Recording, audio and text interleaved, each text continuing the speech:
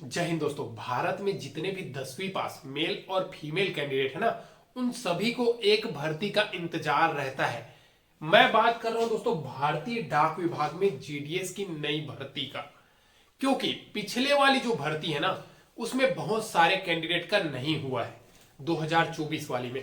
अब उन सभी को एक चीज का इंतजार है कि भैया नई भर्ती कब आ रही है और उसमें हम फॉर्म किस जोन से फिल करें ताकि हमारा कम परसेंट होने के बावजूद भी सिलेक्शन हो जाए। क्योंकि आप सभी को पता है ये जो जीडीएस की वैकेंसी है ना, इसमें फीस तो मतलब नाम मात्र की है, लेकिन सिलेक्शन ओनली 10 के परसेंट के बेस पे होती है।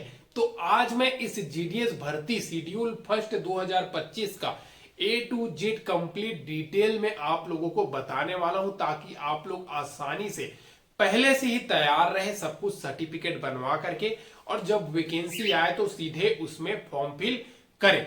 देखिए दोस्तों, ये जो जीडीएस की भर्ती है ना शेड्यूल फर्स्ट 2025 की, ये भी एक बड़ी भर्ती होने वाली है। आप सभी को तो पता है भारत की सबसे बड़ी भर्ती में से एक होती है ये जो भारतीय डाक विभाग की जीडीएस की वैकेंसी। अब आगे बढ़ने से पहले वीडियो को लाइक कर दीजिएगा और चैनल को अभी तक सब्सक्राइब नहीं किया तो सब्सक्राइब कर दीजिएगा। डेली नई नई भर्ती की अपडेट इस चैनल के माध्यम से प्रोवाइड की जाती है। देखिए दोस्तों, ये जो भारतीय डाक विभाग यानी कि इंडिया पोस्ट ऑफिस में जो जीडीएस की वैकेंसी है ना, वो शेड्यूल फर्स्ट 2025 के बारे में बात कर रहा हूं। सबसे पहले हम बात कर लेते हैं, क्या सर इसमें योग्यता में चेंज हुई है? यानी कि जो पहले टेंथ पास ले रही थी, कुछ समय पहले अपडेट आया था, क्या वो 12th पास कर दी गई है? तो आप लोगों को बता दूं, इसके बारे में मैं ट्विटर में ट्वीट भी किया था, तो सीधा सीधा जवाब मिला है, भैया इस बार भी आप लोगों का ये जो भर्ती है ना 10th पास ही रहने वाली है। ठीक है, जीडीएस की भर्ती 10th के पास के अलावा जो भी मांगता है, जैसे साइकिल चलाने आना चाहिए, कंप्यूटर का नॉलेज होना चाहिए, और साथ ही साथ आप लोगों को लोकल भाषा आना चाहिए। यानी कि जिस स्टेट के मतलब जिस भी आप सर्कल में फॉर्म फिल करोगे वहां की आपको लोकल भाषा आना चाहिए। ठीक है, ये तो हो गया। अब देखिए एज क्राइटेरिया क्या रहने वाली है। ठीक है, तो जो पहले होती है ना दोस्तों 18 साल से लेकर के आप लोगों का 40 साल के कैंडिडेट सेम टू सेम इसमें रहने वाली है, कुछ भी चेंजेस नहीं है। ठीक है, इसमें एससी हो गया, एसटी हो गया 5 साल की छूट, ओबीसी हो गया 3 साल की छूट मिलने वाली है। अब देखिए आप सभी सोच रहे होंगे सर हम तो 10th पास है, परसेंट हमारा इतना, हम कहां से फिल करें, ऐसा भी सोच रहे हैं ना। तो आगे आप लोगों को मैं ये भी बताने वाला हूं कि भैया इस बार कहां से कम कटअप जाने वाली है। ठीक है, ये तो हो गया एज क्राइटेरिया। अब देखिए फॉर्म फीस के बारे में बता दूं, जितने भी जनरल कैटेगरी के कोटा के कैंडिडेट हैं, ओबीसी कोटा के कैंडिडेट हैं, और आपका ईडब्ल्यूएस कोटा के कैंडिडेट है, इनसे 100 रुपए फीस है। और जो एससी हो गया, एसटी हो गया, या फिर पीएच कैंडिडेट है, इनसे 0 रुपया फॉर्म फीस लेती है। ठीक है, अब आप पूछ रहे होंगे कि सर ये जो भर्ती है ना शेड्यूल फर्स्ट 2025 की, टोटल पोस्ट कितना आएगा? ठीक है, तो देखिए दोस्तों जीडीएस की भर्ती भारत की सबसे बड़ी भर्ती में से एक है, सबसे ज्यादा युवाओं को रोजगार देती है। तो ये जो भर्ती है ना, पहले तो आप लोगों को बता दूं, ये जो शेड्यूल फर्स्ट की वैकेंसी है वो पहले कैलकुलेट किया जाएगा कि देखिए अभी जो 2024 में वैकेंसी चल रही है उसमें कितना पोस्ट खाली है। साथ ही साथ उन सभी पोस्ट ऑफिस में एक बार पूरा पूछा जाएगा कि आपके पोस्ट ऑफिस में कितना पोस्ट खाली है। ठीक है, ये सब गणना करेगा, क्योंकि देखिए बहुत सारे कैंडिडेट क्या करते हैं, ज्वाइन नहीं करते। दूसरी बात, बहुत सारी डाक अभी खुल रही है, और बहुत सारी बात, बहुत ज्यादा कैंडिडेट ट्रांसफर करा करके अपने घर के पास आ जाते हैं। तो उन सभी का सवाल है। ठीक है, तो देखिए ये सभी कैलकुलेट होने के बाद आप लोगों का ये पोस्ट लगभग, देखिए पोस्ट ऑफिस में हमेशा से वैकेंसी आती है ना भैया 30,000 से नीचे नहीं आती है। इस बार तो 40,000 42,000 भी आ रहा है। ठीक है, तो आप लोगों को बता दूं 35,000 प्लस आप लोगों को भर्ती देखने को मिलने वाली है इस बार भी। ठीक है, अब एक सबसे इंपॉर्टेंट चीज कि 10th में हमारा कितना परसेंट है तो हम फॉर्म फिल करें। तो देखिए 10th में ना एज पर नोटिफिकेशन आप लोगों को बता दूं, अगर आप लोगों का 50%, ठीक है, अगर आप लोगों का 10th में 50% है ना, 50% से ऊपर, तब आज इस भर्ती के लिए एलिजिबल हो जाते हैं। अब आप सोच रहे होंगे कि भैया इसमें तो जो कट ऑफ है वो तो हाई जाती है, तो 50% वालों को भरना चाहिए कि नहीं भरना चाहिए? तो देखिए दोस्तों, ये मेरिट बेसिस वैकेंसी है। बहुत सारे सर्कल में 50% से ऊपर वाले, जैसे 60%, 65% वालों का भी सिलेक्शन होता है। अब आपको भरने का तरीका आना चाहिए, कैसे भरना है और कहां भरना है, ये देखिए सबसे इंपॉर्टेंट चीज। ठीक है, तो सबसे इंपॉर्टेंट चीज आपको मैं बता दूं, इसमें पोस्ट प्रेफरेंस होता है। ठीक है, पोस्ट प्रेफरेंस, जैसे कि ये एक सर्कल है, ठीक है, इसके अंतर्गत बहुत सारा डिवीजन है। ठीक है, डिवीजन है, और इसके बाद आपका है मान लीजिए 80%। ठीक है, 80% है। अब एक डिवीजन के अंतर्गत बहुत सारा पोस्ट है, आप एसटी कैटेगरी के कैंडिडेट है। ठीक है, तो आपको अब करना क्या है? ठीक है, तो आपको एसटी का फॉर्म फिल करना है, पूरा चयन करना है, और यूआर दोनों का चयन करना है। तो ये बात आप लोग ध्यान दे दीजिए, पहले एसटी का कर देना, फिर यूआर का, तभी आपका चयन होने का चांस ज्यादा रहेगा। अब सबसे इंपॉर्टेंट बात आ जाता है, ये तो हो गया पोस्ट प्रेफरेंस का। अब देखिए आपका सैलरी कितना मिलने वाली है। तो सैलरी अभी इसमें 50% डीए केंद्र सरकार ने कर दिया है। तो जो बीपीएम पोस्ट है ना, ब्रांच पोस्ट मास्टर, इसमें 12,000 सैलरी है। ठीक है, अब 12,000 सैलरी है, तो 12,000 का आपका 50% 18,000 हो गया। ठीक है, और 500 रुपए रूम रेंट, ये सब मिलाकर के 19,000 के आसपास थोड़ा बहुत आपका सैलरी बन जाएगा पर मंथ। सेम जो एबीपीएम पोस्ट है, ठीक है, 10,000 सैलरी है इसका। अब इसका 50% यानी कि 15 हो गया, यानी कि 16-17 के आसपास इसमें भी आप लोगों को सैलरी देखने को मिल जाएगा। तो भैया अच्छा से मौका है आप लोगों के पास। क्या क्या सर्टिफिकेट लगेगा, ये आप लोगों को सबसे इंपॉर्टेंट चीज बता दे रहा हूं, फिर इसमें काम बता दूंगा।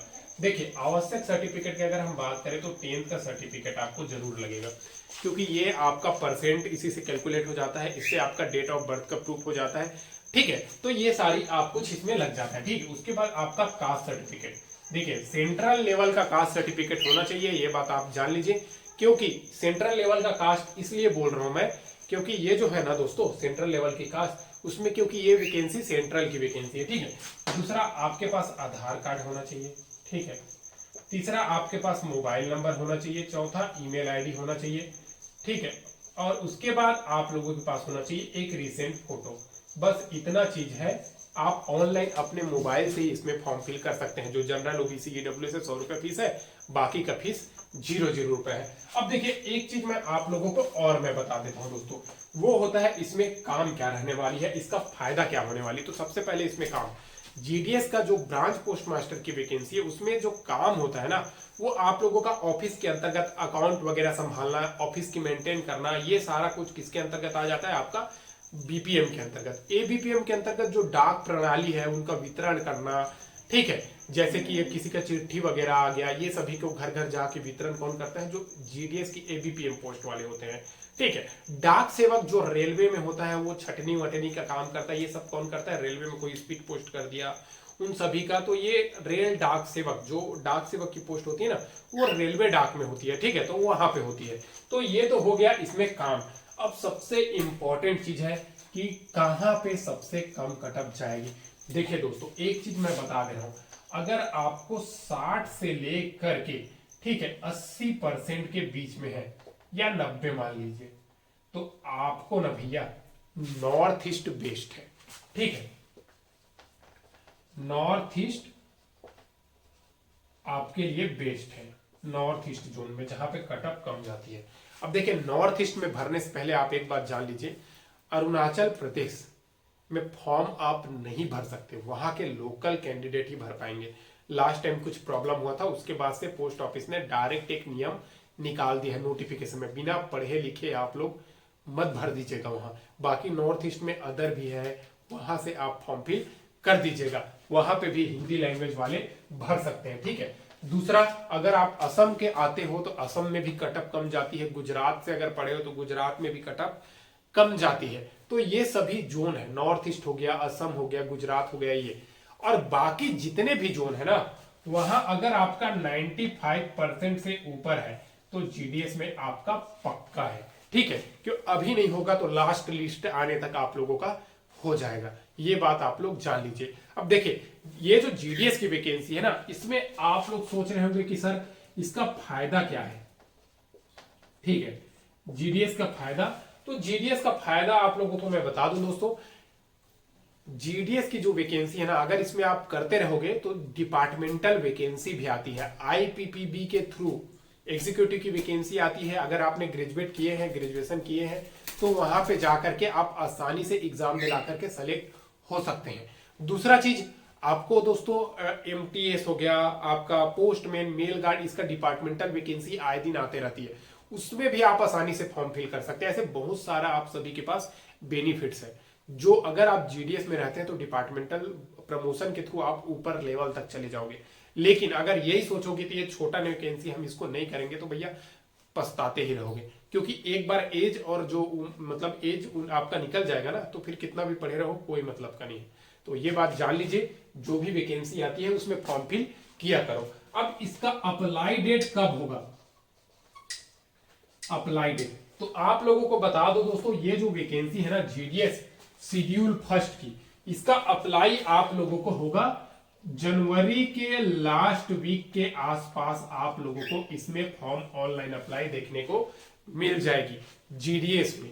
तो जितने भी कैंडिडेट है ना, वो अभी से तैयार हो जाइए। अगर आपके सर्टिफिकेट में नाम हो गया, ठीक है, नेम हो गया, करेक्शन कराना है तो करवा लीजिए। 10th के सर्टिफिकेट के आधार पे आधार कार्ड को सुधरवा सकते हो, 48 घंटे के अंतर्गत सुधर जाती है, तो वो सारा कुछ सुविधा आपको मिल रही है, जरूर आप करेक्शन करवा लीजिएगा। आज के लिए बस इतना ही। किसी भी प्रकार का सवाल है तो कमेंट कर दीजिएगा, और वीडियो पसंद आए हो तो लाइक कर दीजिएगा। फिर मिलते हैं नेक्स्ट वीडियो में, तब तक के लिए जय हिंद।